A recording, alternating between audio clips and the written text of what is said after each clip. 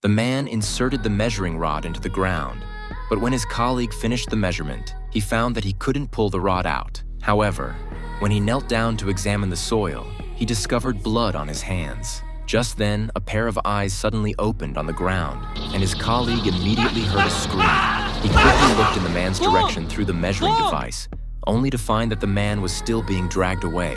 Before his colleague could react, he saw something rapidly approaching him from the surrounding bushes. Terrified, he turned and fled.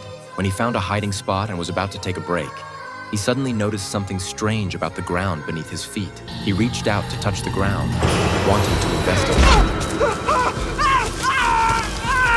The next day, a father and son were hunting in the woods when they inadvertently noticed a measuring rod standing quietly there. Just as they were feeling puzzled, they heard a dog suddenly barking frantically. They followed the sound and discovered a pile of bloody clothes on the ground.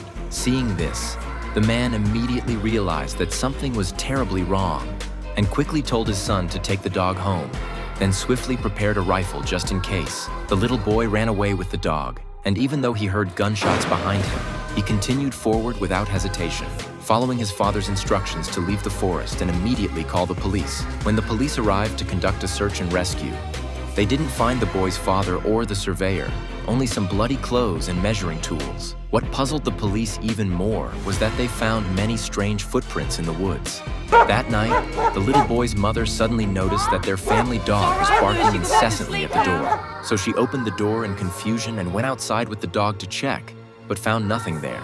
However, when she turned around to go back inside, she discovered that the door had been mysteriously locked from the inside.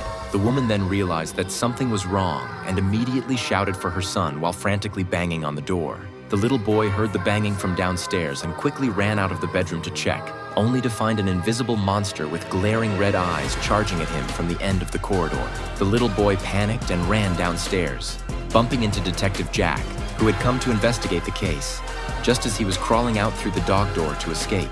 Afterwards, when Jack and the boy were inspecting the house, they unexpectedly found the monster's footprints on the floorboard by the door.